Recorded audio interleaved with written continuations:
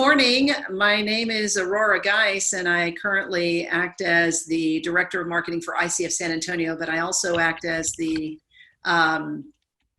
Global Task Member for ICF Global and ACMP Global, where we have been charged to create opportunities where we raise the level of awareness of both coaching and change management.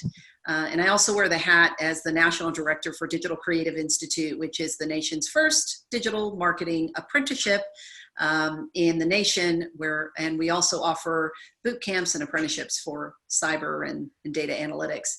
And now I'd like to turn it over to Lynette, and she will introduce herself and we'll get our program started. Hello, everybody. I'm Lynette Ferguson. I'm the current ACMP Texas president, and so happy to be here and partnering with Aurora and ICF Austin and San Antonio. We have a wonderful session for you today, and I'm super excited for this partnership and for this event series, and so I hope you all enjoy it. Fantastic. So just a couple of things that we need to remind you all as we get started. First of all, again, this call is being recorded, and if you could keep your mics muted, your video on, we would definitely encourage a tremendous amount of participation, especially as we move into breakout rooms. In addition to that, feel free to ask any questions. Lynette and I will both be monitoring the chat for any questions that you may have. So you're here to hear the announcement between ACMP Texas, ICF Greater Austin, and ICF San Antonio. And our key phrase for today is, how do we continue to sustain change in organizations and people? So you're going to hear more about that. Today's agenda, we're going to be discussing the partnership overview where the synergy lays. We're also going to share with you the objectives for today's meeting, and we'll introduce our facilitators, and then we'll move straight into the program, and we'll end with a little bit of a Q&A session towards the end. Lynette, anything else there that we need to cover on housekeeping or? Nope, just make sure to keep your mics muted unless you're speaking. I think that's the biggest one. Fantastic. So to get started,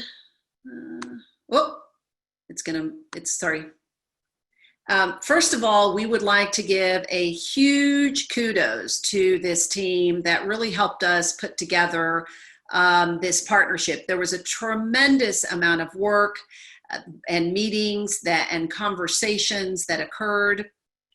And this all started because of the ICF Global Task Force, who was creating the opportunity to really develop awareness around how coaches and change managers can work together. And we'll talk more about that partnership.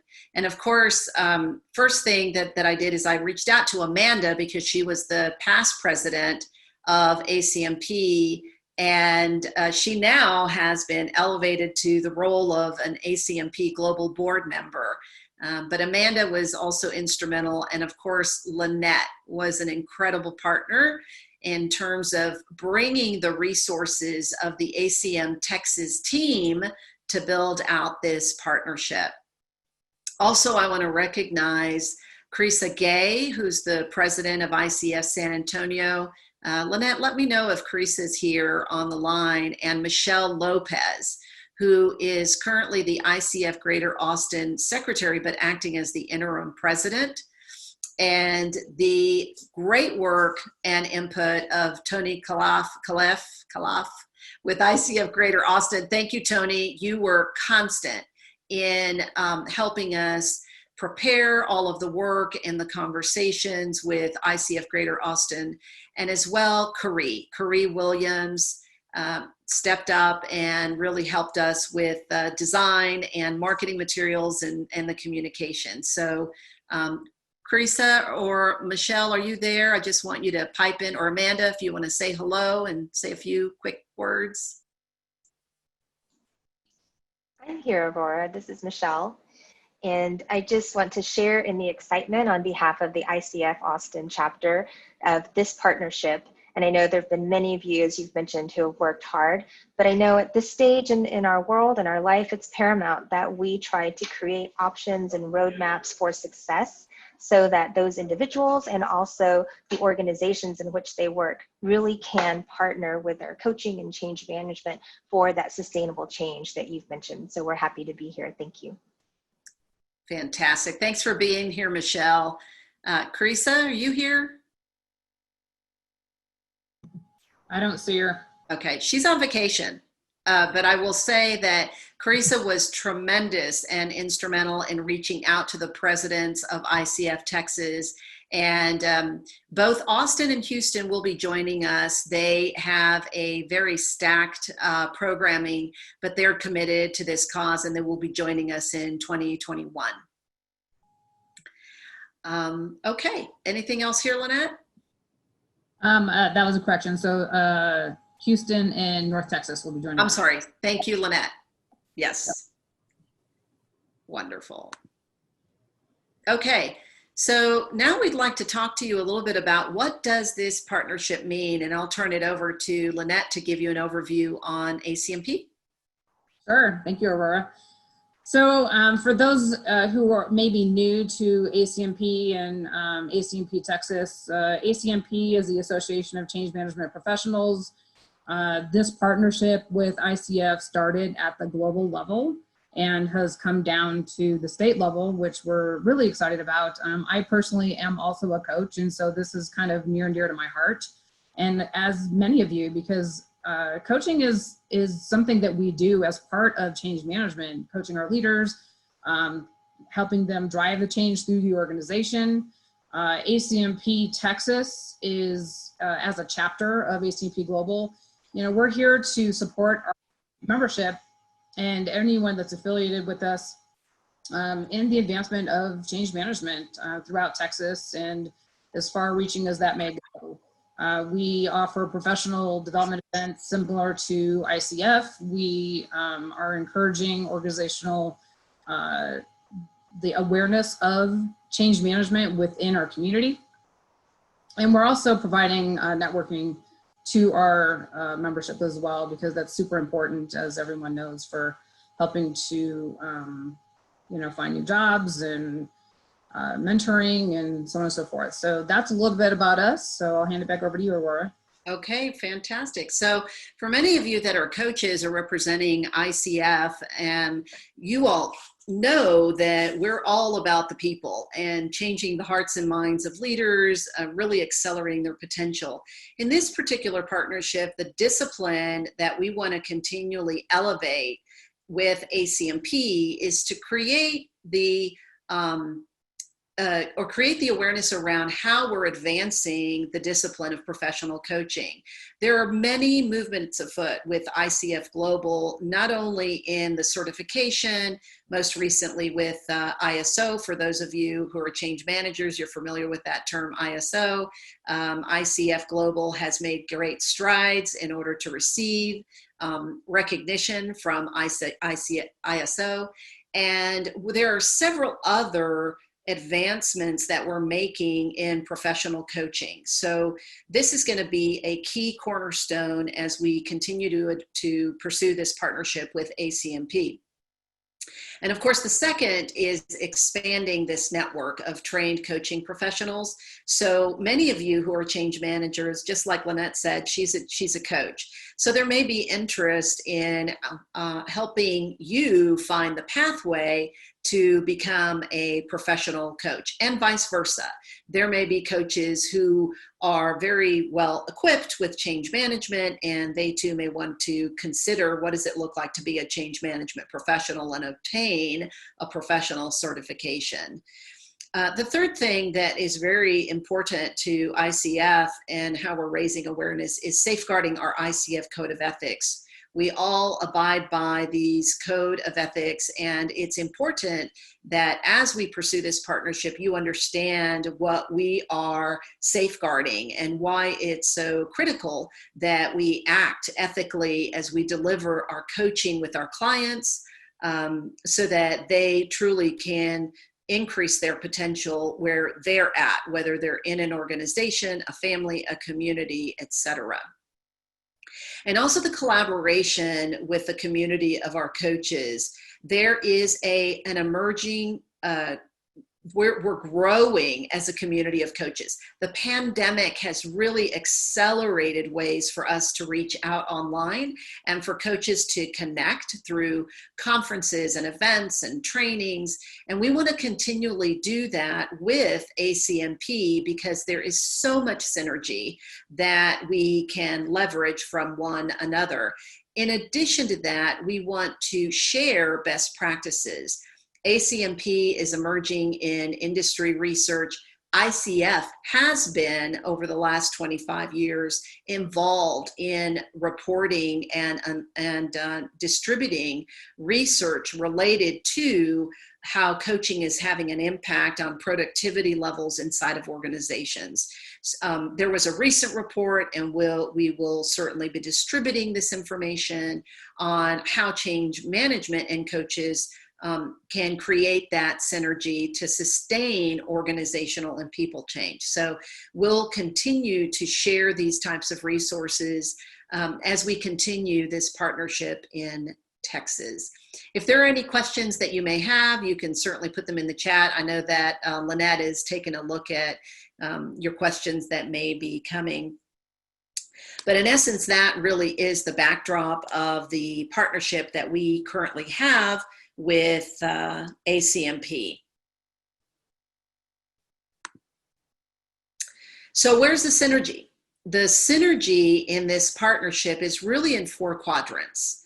It's going to be in thought leadership, as both of these disciplines continue to be recognized as an authority in professional coaching and change management. As I mentioned earlier, delivering research that we can use, that you can use as you are engaging with your clients or pitching your clients. In addition, awareness, aligning the disciplines and the definitions of what ICF's core competencies are, coaching core competencies, and ACMP on change management. And the third synergy that we see is leading change. There's going to be a mutual goal of how we're coming together to effectively partner. And we're hoping that this is the beginning where you all will be able to share your ideas and thoughts later in the conversation on how you are sustaining change in organizations. And the fourth is networking. We know that work cannot get done without people. In this day and age where there is so many technological disruption and so many leaders that are requiring strategies and best practices, we need to bring the best of the minds, such as our change managers and coaches, together to really be solution partners in as they approach work with organizations. But that really is where we see a majority of the synergy and how we want to continually build out our annual commitment, our partnership on these 4 tenets.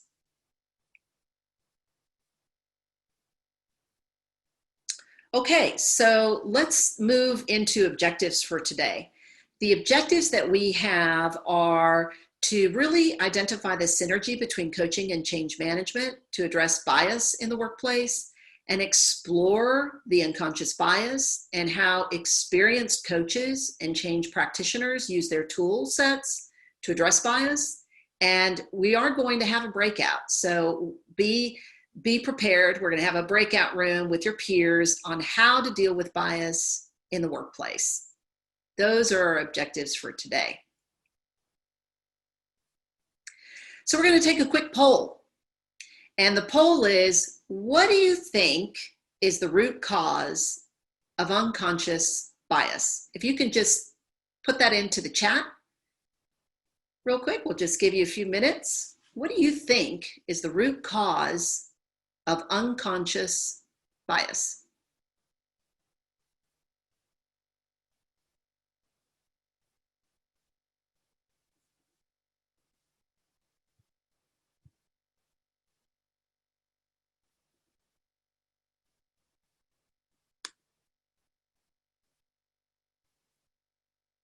Lynette, are we getting some feedback? Oh yeah, it's a lot. Lots of responses.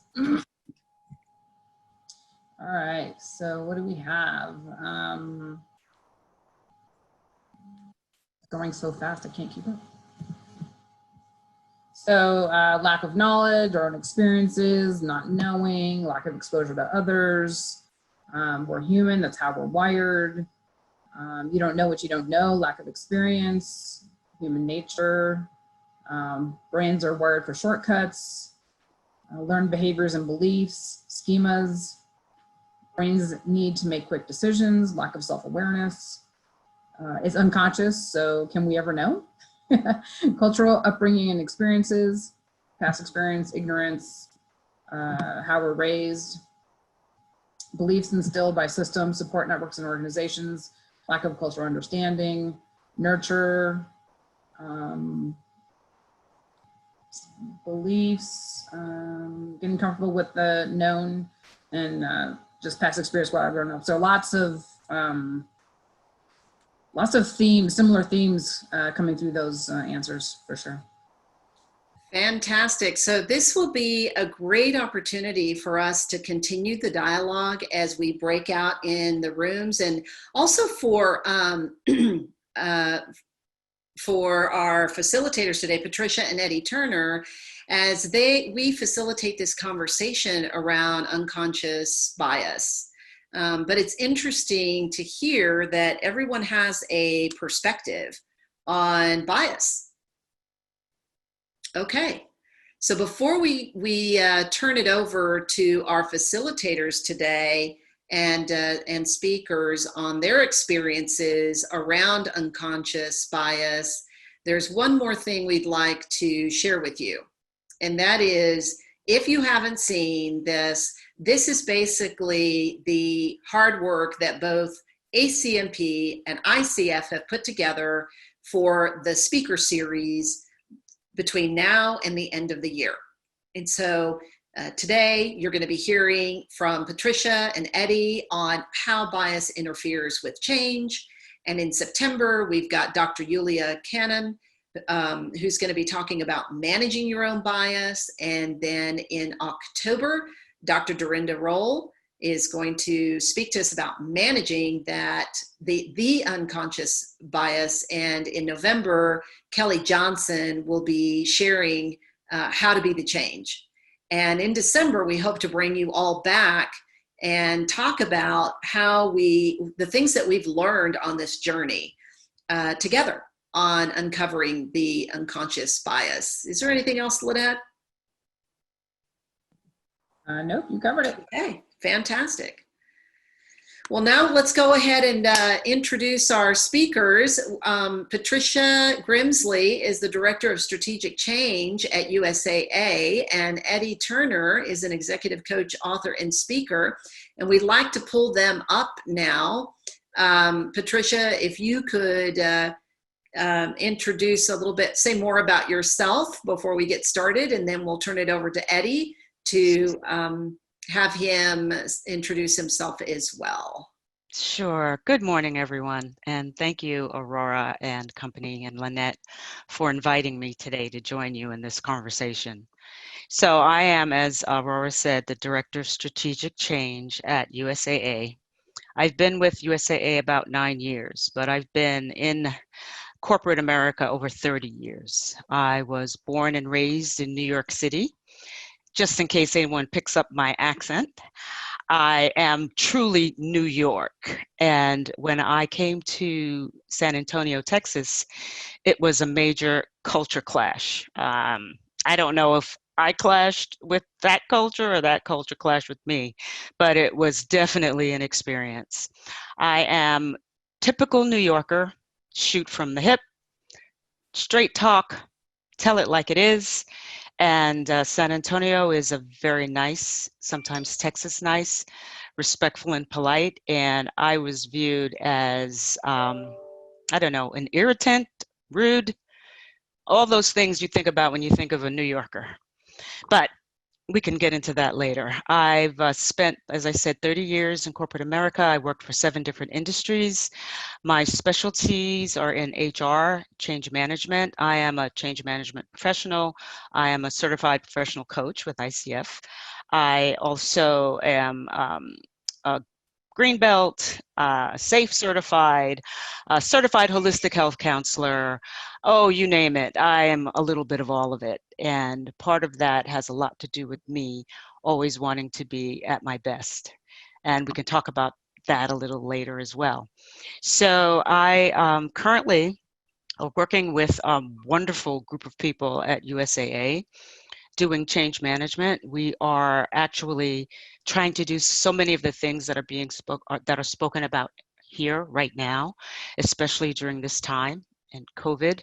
We're trying to work on ways of increasing leadership effectiveness and helping employees be their best selves at work, feel as though they belong, and deal with some of the things that are occurring in the environment. And let's see, I have 2 children, a dog, a cat. I miss New York terribly, and that's about it about me. That's wonderful. Thank you, Patricia, for that introduction. And I'm so glad to hear that there's going to be a story you're going to tell us about coming to Texas from New York and how you experience so many of those biases.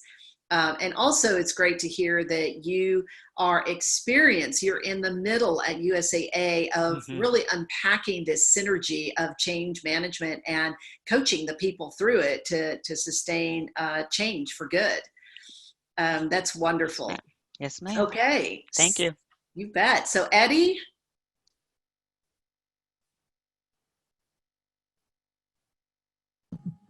I haven't seen him pop on, so he may not be here yet. Okay, great. We'll just, Patricia, we'll just, in the honoring everyone's time, we'll just move forward with you.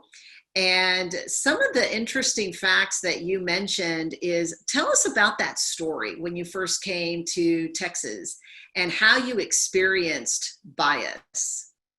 So when I came to Texas, it actually was a family situation, trying to rejoin family. My mom is aging. She's 90 now. She was 80 then.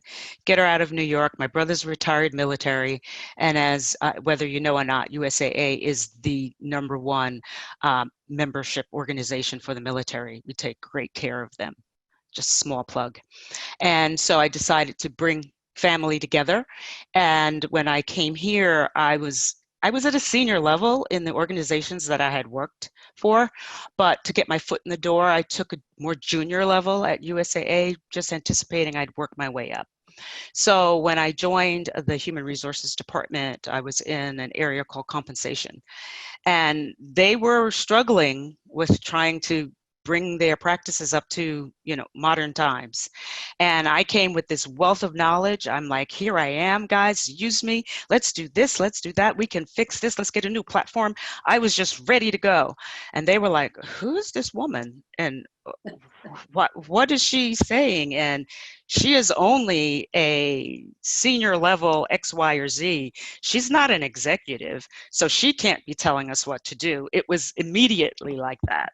So I paid attention. I tried to modify how I was, but I just saw so much that needed to be done. I said, I just have to roll over these people. I just have to forget them. Let me just keep moving. That was mistake #1. And then as things changed, I got promoted really quickly through the ranks because leadership recognized what I brought, and they thought personality-wise that could be fixed.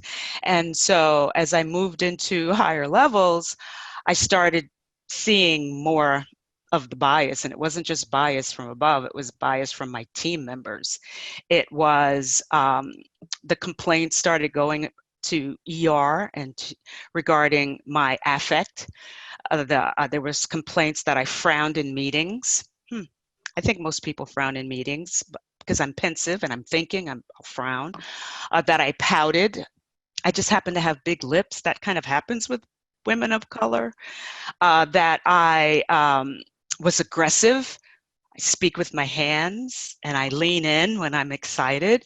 And that was the total antithesis of this organizational ways, especially for a woman, because women who are assertive are viewed as aggressive or sharp elbows. That was a new term I learned, sharp elbows. I'm like, whoa, I never heard that about a man. I heard that about a woman. I heard that about me.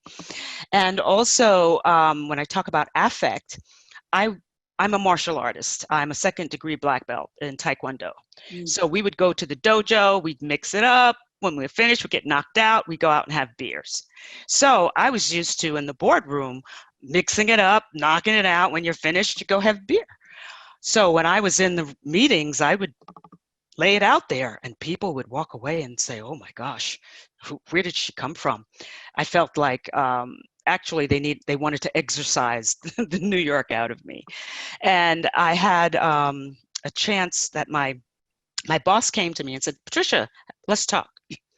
And I went into his office and I was kidding around. I'm like, oh, you're not going to fire me, are you?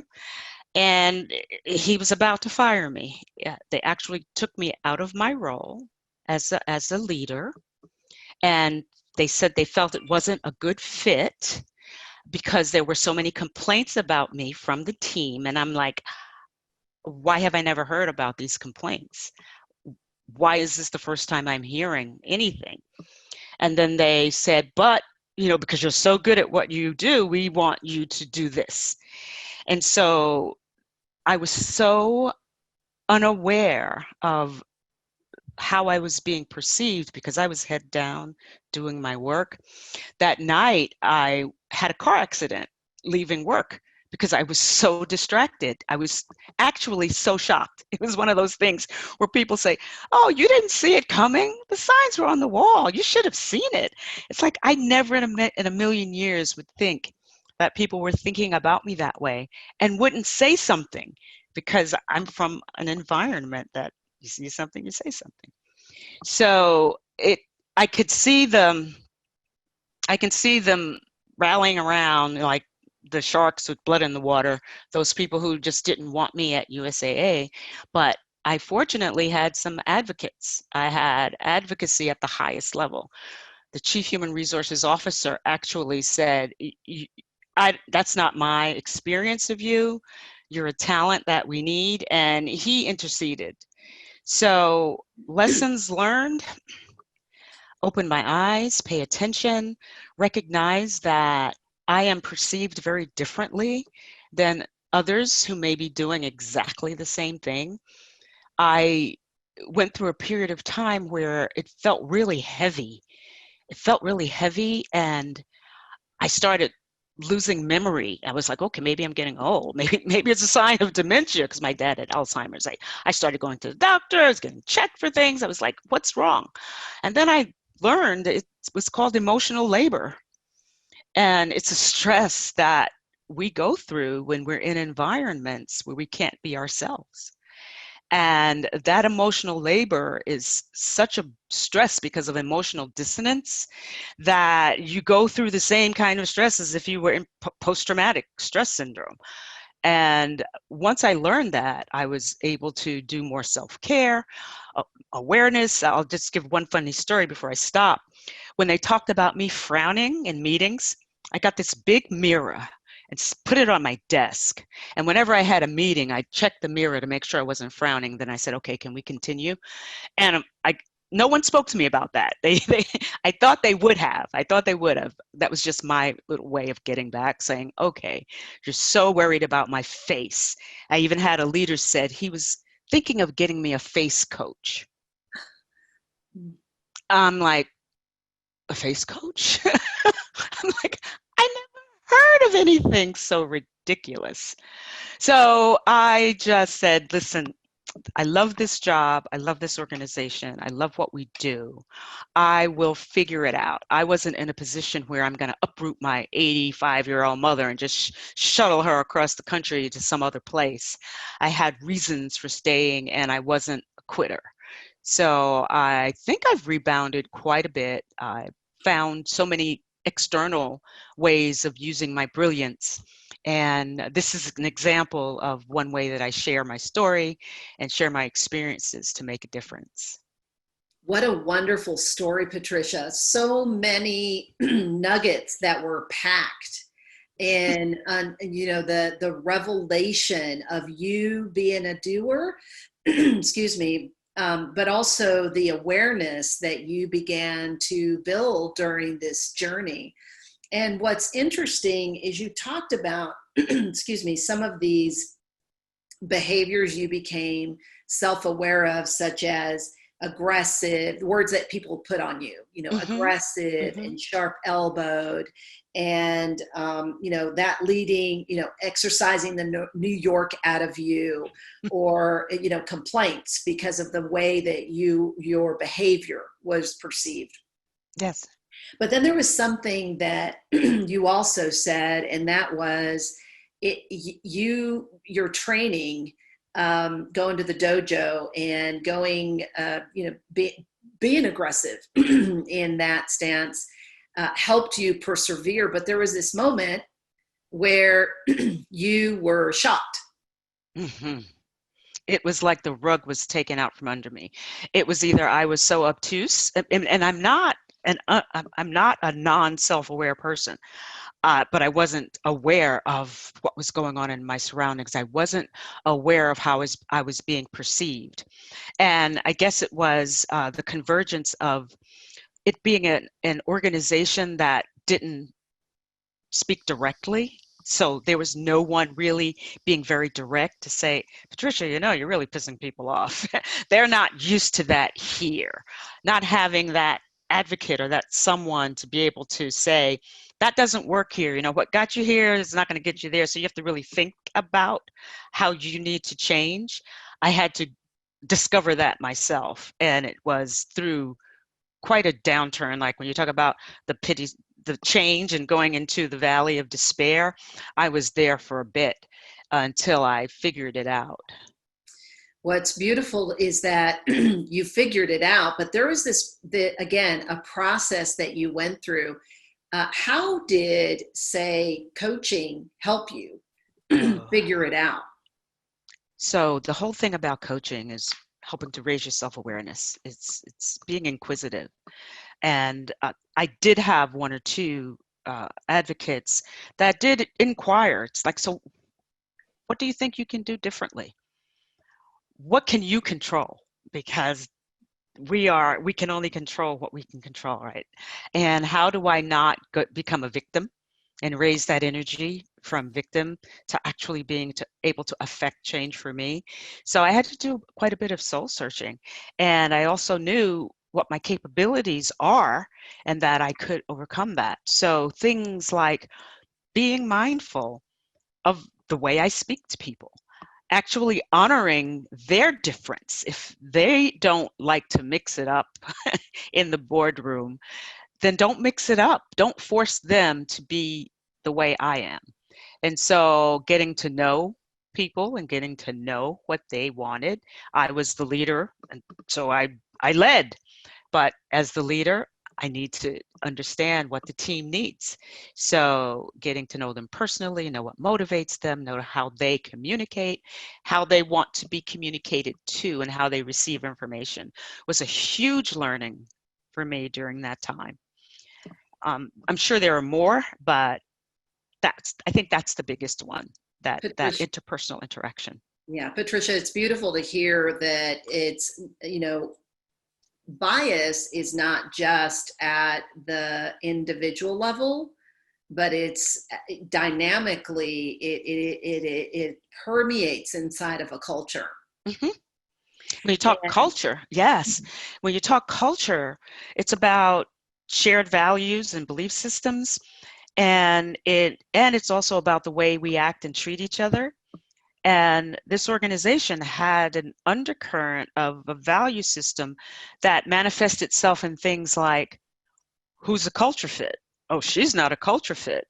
Well, that was code for she's different from the rest of us, or she doesn't act like we do, or she asks so many questions. Why can't she just be quiet?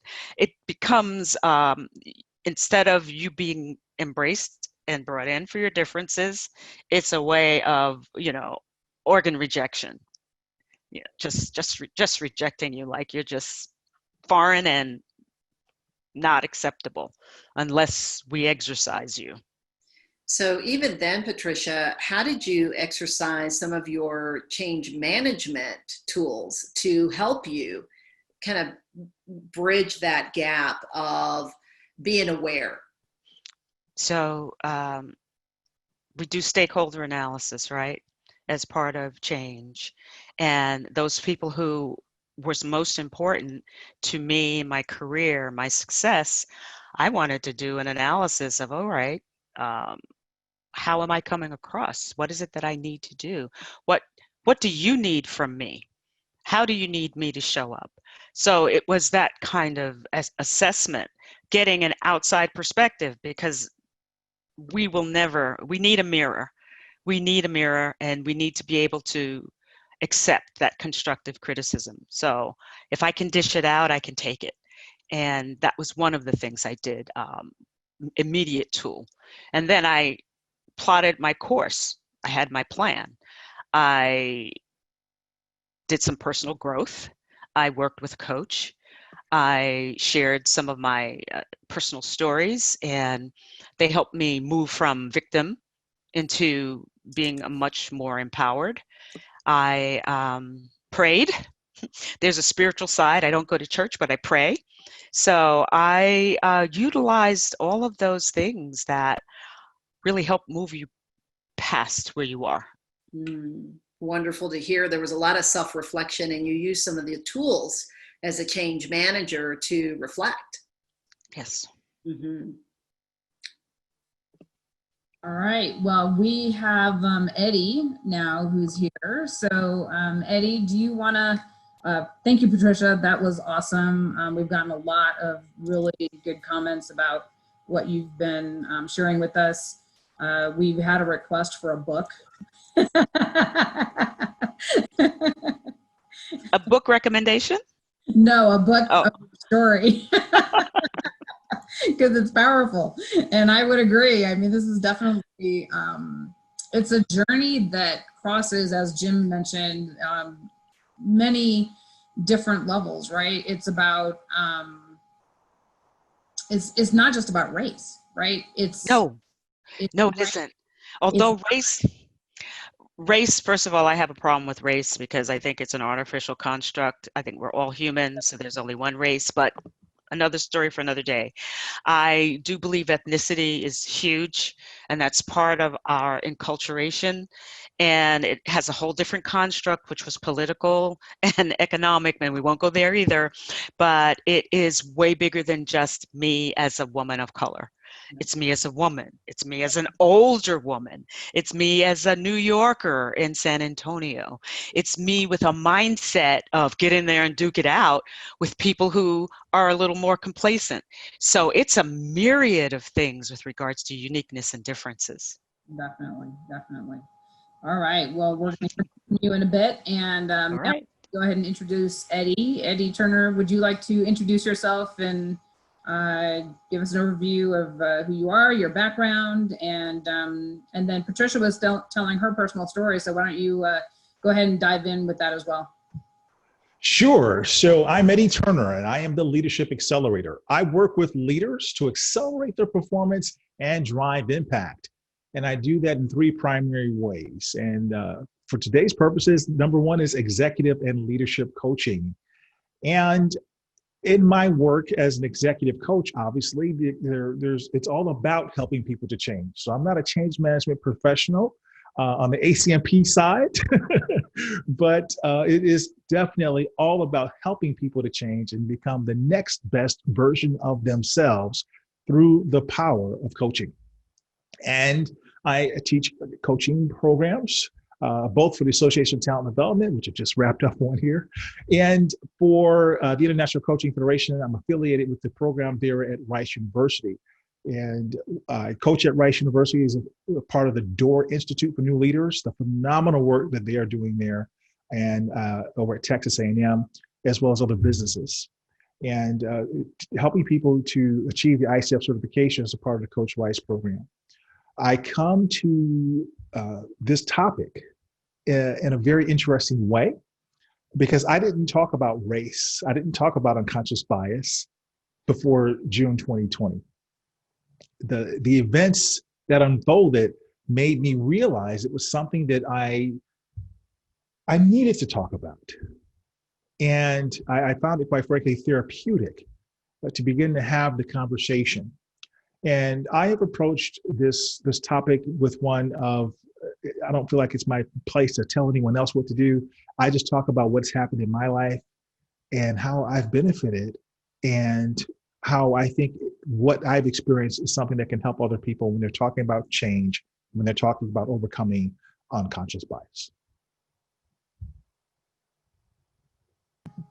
All right. Do you have a personal story of how unconscious bias has impacted you throughout your life and your career?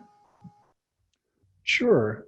Oftentimes, we, as I'm sure has already been discussed, we want to hire people that look like us. We want to hire people that look like us because we're comfortable with people who are like us, our friends, our colleagues. So obviously those are people that you want to work with. And oftentimes, however, that's when social science tells us that groupthink sets in. That's when people are not comfortable at times challenging the status quo. Companies want innovation, but you can't get innovation if everyone's thinking the same. And so, I had the great privilege of having different men come into my life, and later on different women. And these were always white men and later on white women, because they had the power, they had the access, they had the privilege. And there's one who I really owe a debt of gratitude to, because I was an IT professional before I met Bob Dean. And Bob didn't let unconscious bias when it comes to hiring and for cultural fit, or based on a certain predetermined pedigree, say that this is the right person. Sometimes in HR, we say, well, I can't find the right person for this job. Well, Bob couldn't find the right person, but he went over and said, this IT person, in fact, he said to me, you're not a normal IT person. He said, you have a personality, you know how to communicate. And so he taught me the business of learning and talent development, which put me on the path that I'm on today. So when we do as a Bob Dean did, when leaders look beyond what is their normal pedigree or that normal person who they think fits the bill. Sometimes as HR professionals, which he headed up the global talent, learning and talent development for this firm, we screen out the person who is different at the resume level. We screen out the person that's done a little bit of this, a little bit of that. We say, nope, I want the person that did this for 3 years. They did it at the next company at this time, and they had this straight progression, this linear progression. But that person that did a little bit of this and a little of that, that's your change agent. That's the person you want. They've shown they're flexible. They've shown they're adaptable. Now, we're seeing, because of COVID, many of us are having to become change agents. We're having to learn new jobs because the job we had went away. Well, Bob did that for me very, very early on. He looked beyond the norm. He hired someone to do something who other people didn't believe could do it. And of course, through his training and belief in me, I was able to prove him right, and it changed my life. And so I am a learning professional and talent professional and a coach today because he opened the door for me and gave me the privilege of walking through it. Once he opened the door, I had to perform, but needed that person to open the door. All right. Were there scenarios or situations that you can talk about where it kind of went the other way? As far as like not in your favor? Sure. Going back to trying to identify the perfect person for the role, we'll talk about how I became a coach.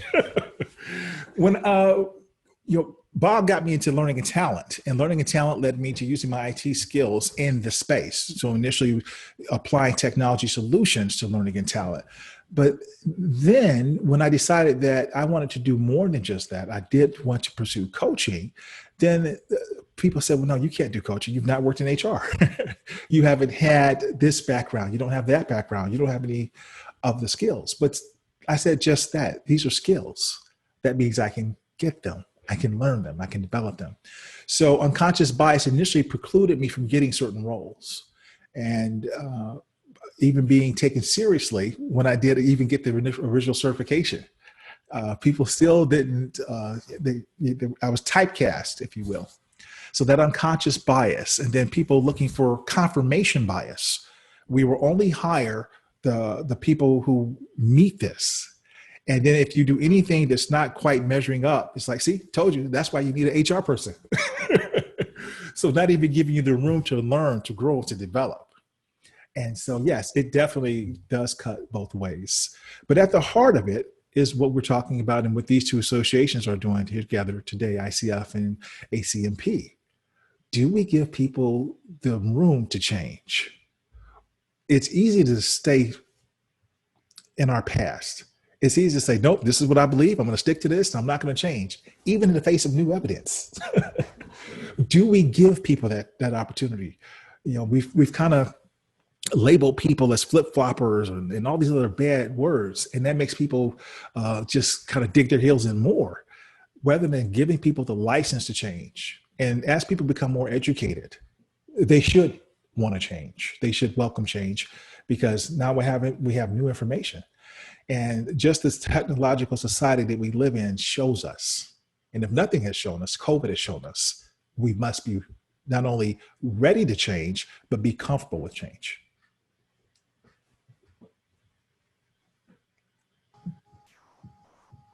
Definitely. Thank you for that. Lynette, Yeah, is it okay to add a line to Eddie's points? sure. Okay, so my name is Ilana Pesti and I'm Organizational Change Manager, and I'm originally from Budapest, Hungary. And I can relate to the topic a lot, because since I moved to the States and then I started to consult with the big consulting firms, all I had to do is to forget everything about my Hungarian culture, about my Hungarian experiences, and then fit in the organizations just like an American would. And 10 years later, I am now working with North Texas Lead, which is a nonprofit organization here in DFW.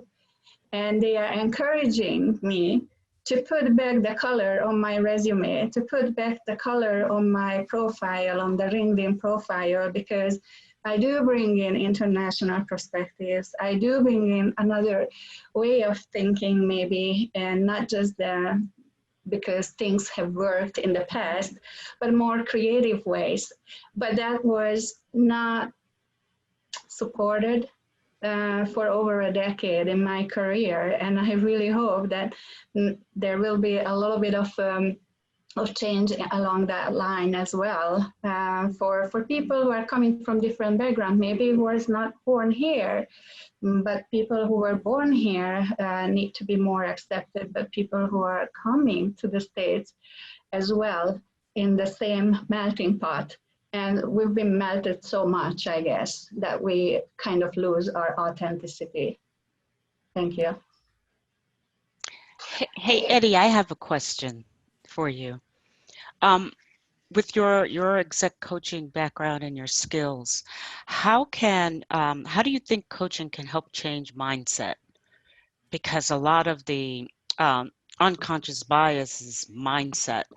I don't believe it's all unconscious. And again, that's another story for another day, but it is about mindset. So how could we as coaches help change that?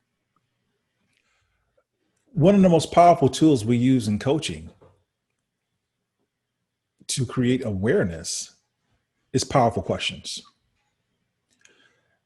When we ask the right powerful questions, it gives us the opportunity to allow our clients to examine their biases, to examine why they hold the beliefs that they hold. In so many cases, as you said, it's not that it's unconscious. In some cases, they just haven't stopped long enough to think about it. This is just the way I've always done it. This is just the way I've always thought. And so, powerful questions. The other thing would be, how we help in our coaching profession, we help leaders to reframe how they're looking at scenarios, how they're looking at people, how they're looking at organizations, opportunities, etc. So I think our basic tools that we use in coaching go a long way toward helping to overcome bias. The other thing I'd say with that is, when we look at what happens, for example, we're having this conversation on the heels of what's unfolding in our country with the news, yet another shooting. And we see these things happening over and over again. But when you look at each examination, they've all been trained. They've all been trained. But training is not enough. It's coaching that moves training from the head to the heart. Coaching uniquely helps to drive it down and make it a part of a person's fiber.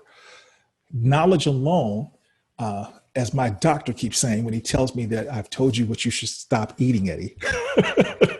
Knowledge alone doesn't get it done. I know I shouldn't have those, but I eat it anyway, right? I know the consequences, but I'm still eating it. We must pair that with getting people to have the motivation to do what they know to do what they've been trained to do what is right. Eddie, that's really powerful. I love how you asked that question, Patricia. And it reminded me of a new movement that is afoot. And it's with the FAA, the Federal Aviation Administration. And if you all know the FAA, they hold a significant role in our society and in our nation. And that is keeping airplanes safe while they're flying, and they get you from point A to point B. But there is a change that is occurring inside of the FAA, and they have recently created a new role that's called a change advisor. And this role is the convergence between a change manager and a coach. And what I loved about Ari was the gentleman that was sharing this with the Global Task Force. And he was telling us a story about how these executives that are creating change management teams, they're assigned a change advisor. And the purpose of the change advisor is what you just said, Eddie, is they're equipped with the knowledge, the skill, the experience, the expertise of change management, but they're also experienced and equipped with coaching. And so the story that he told is that this leader was in a room with with the team leading a change initiative, and the change advisor was there. And the leader was providing a lot of feedback, or not feedback, but a lot of instruction, a lot of information and collaboration with the team. And so he was really pumped after the meeting was over. And so he goes to his change advisor and he said, I really think that went very well. Everybody was engaged. They were listening. There was conversation. I think that was like a 10. And so he looks to the change advisor and he said, do you think that went well? And the powerful question that the change advisor gave the leader was, well, how do you really think you did?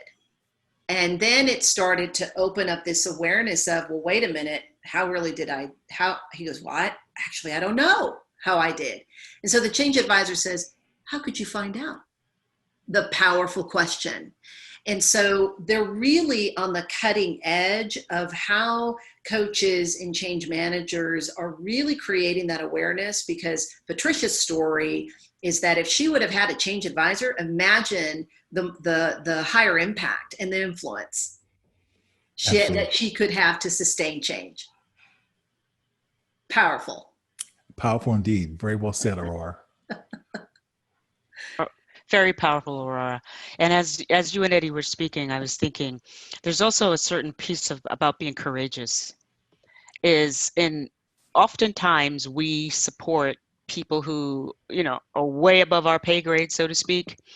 And there could be that intimidation factor. A change advisor telling a senior executive or the CEO, asking them questions to become more self-aware, can be very intimidating. So it's about improving your craft, being really comfortable, knowing you're going to make some mistakes, but be courageous and look ahead and beyond the curve. So this marriage is is an example of that. When I was HRBP, I recognized immediately I need to be a coach or trained as a coach to be a better human resources business partner, because I'm interfacing with these leaders and they're looking for guidance from me. I need to be able to know how to guide. So before it became popular, I became a coach so that I could be a better human resources business partner. And then I said, hey, there's so many transformations. I need to know about change. So I took on change management. So I became this, you're continuing to look at how to make yourself better. It's like never become complacent. Always look to be better and be courageous about it. Don't ask for permission. Just seize it. I know that's New York, but so what? Just go for it. I'll pep talk you if you want. Just call me. I'll give you the Bronx pep talk. But seriously, just be courageous. Recognize, know that you're brilliant. And all right, I'll stop. Patricia, that is beautiful to hear that it is a value of boldness and being courageous. And you explained that it really is aligned with those values of having the impact. So sometimes as I can resonate with that because I am very bold and courageous, and I forget to check in. Which is a great segue for the next part of our program. And this is where we're going to break out. So Lynette's going to put us all into rooms. This is going to get really exciting. And the question that we have for each and every one of you is, how do you think unconscious bias affects your ability to sustain change? How do you think unconscious bias affects your ability to sustain change as a coach and a change manager? Wow. Well, welcome back, everybody. I hope that you had some rich conversations on not only how you think bias is affecting your ability to sustain change, but the hope is that you also shared some tools and strategies in terms of how you were able to pull them out so change can be sustained. We in the last part of our time together, I'd like for us to at least share one or two stories. I would like to ask Michelle Lopez if she could share a little bit about what she talked about, and Patricia, Eddie, Lynette, if you can tee one up as well, so we can share what we learned. Great, thanks, Aurora. We were talking just about the idea of, I like to work with my clients in the area of their strengths. And a lot of times we can overuse a strength, whether you're using the VIA character strength or some other tool. I also use a tool by Sally Hogshead, How to Fascinate. And when we overuse them, that can sometimes be the way that we're masking and creating that unconscious bias. And I think that can be a part of really helping your client stop, be mindful in that moment, and really think about, did my impact in what I said or what I did really match my intent? And if my strength is being overused, it probably didn't. The impact probably didn't match your intent. And then sometimes we can even underuse it. But really looking at it from that perspective, you can use a tool like the VIA character strengths or a tool like the How to Fascinate that can really help them better understand and really examine how might there be some biases in the way that they're communicating so that they don't lose that connection with the individuals they're working with. Overusing the strength can get us in trouble and really cloud our judgments and increase bias. That's great, Michelle, that you're using those tools. Also, as you all have come, as we've come back, share in the chat a little bit more about how you are currently looking at sustaining change by reducing the unconscious bias and increasing your ability to sustain change, whether you're a change manager or coach. So add some of those comments in the chat, and I'll turn it over to Lynette and see if there are some questions or comments. And while she's looking at some of those comments, Patricia, was there any feedback that you'd like to share maybe from your discussion? Eddie, you'll please weigh in as well. You're on mute.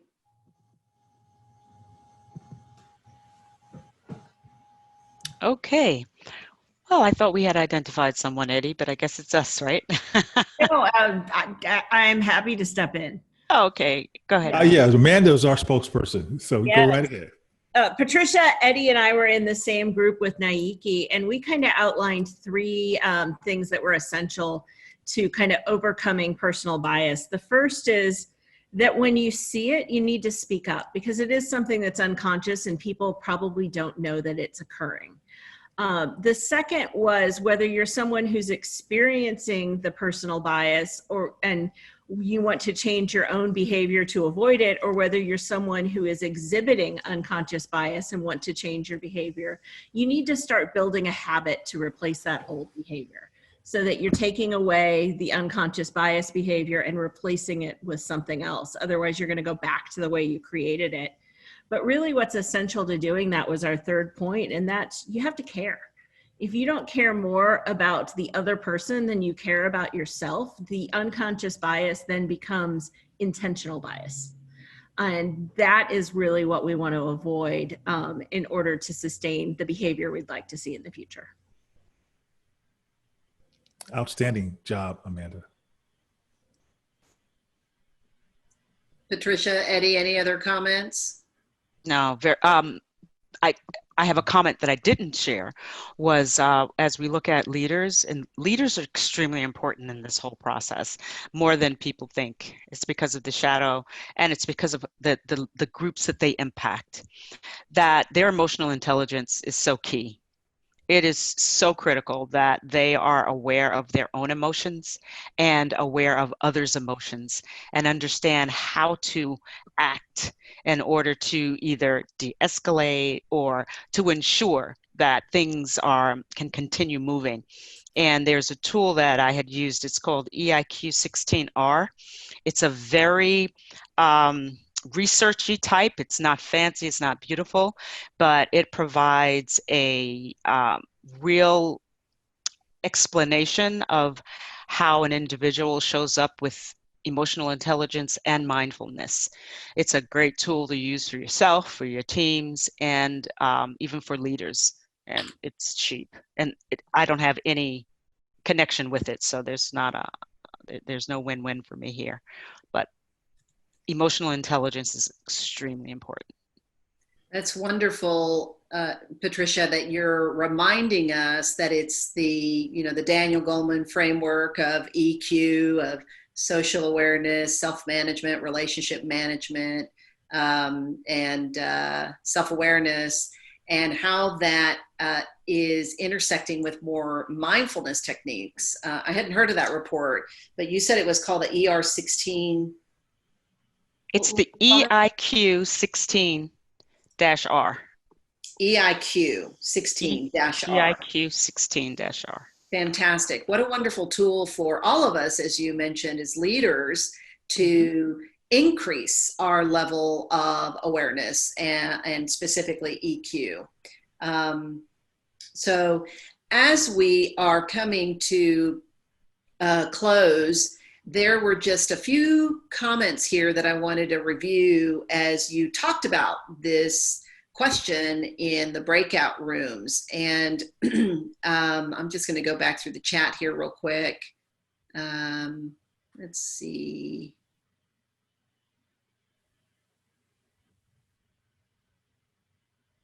Okay. So offering the client a different view to evaluate a situation to help them see something they have not seen before through questions, as Eddie said, that was earlier. And then I love the comment about using crucial conversation tools. Yes. To find multiple mutual purpose before we find our differences. I love crucial conversations. That awesome book and awesome coach. Terrific. Well, before we start bringing this to a close, is there we just wanted to open up the mic for about a minute or two. Any other feedback or comments that you all want to share? Did all the group share? I'm not sure that they did.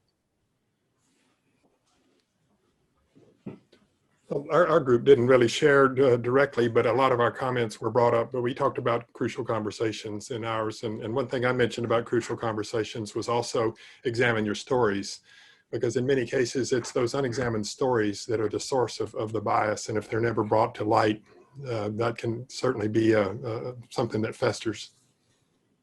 Fantastic, Jim, reminding us about the story, because that's how we learn, is through the story. And our story isn't just what we say, but it's how we may show up, like Patricia was explaining, the facial expression. It's part of the story.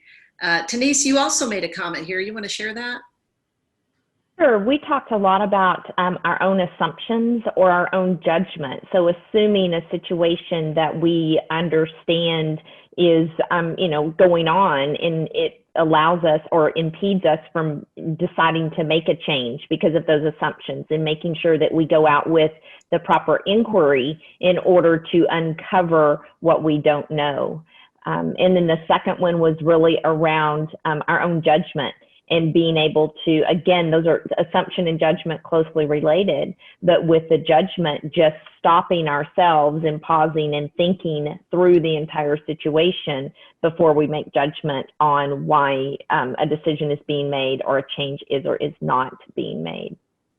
It's wonderful, Denise, to hear that you all talked about raising the awareness of our assumptions or our interpretations, or even the deep-held beliefs as coaches that we're taught to really hone in on, and not coach the problem, but coach the person and the judgments that come from that. And the key strategy there is inquiry, being curious, and as Eddie mentioned, asking the powerful questions. So that's a wonderful reminder that those strategies and tools can help us sustain change by reducing bias in the workplace. Anyone else that would like to share from their group? I think this is Tony. I think that there's two things that came up for us. Obviously, how to manage your own biases, and that's your, and the others that may be present from the client, and the curiosity has to be there, but it has to be also the strength to be brave and be able to do those powerful questions. I think those are the things that you manage, you coach the differences that way, your own and your clients. So. Thank you, Tony, for reminding us that courage, as Patricia mentioned, and you reiterating being brave to have the conversation on the, as Jim said, the elephant in the room is crucial. So as we come to a close, we truly are excited about this partnership. These are the kinds of conversations we want to continue, but we want to integrate very specifically the synergy and the tools and takeaways that each discipline is bringing to the conversation. And we also want to thank Eddie and Patricia for telling your stories, for being with here to kick off this amazing partnership, first of its kind in Texas. Certainly not in the world, because there are other ICF, ACMP partnerships that are happening in Ukraine and Toronto, but I believe we're the first in the United States to launch our partnership. So woohoo! Congratulations to you all, and thank you so much for having us as guests. And we will be sending out a survey later. And quickly, just as a reminder, we have September's event coming up with Dr. Yulia Cannon, and she's a human capital strategist and change management leader. So we'll look forward to hearing how we manage our own bias. And for more information, just check out our websites, where we will be updating, or we will have all of those events on our websites.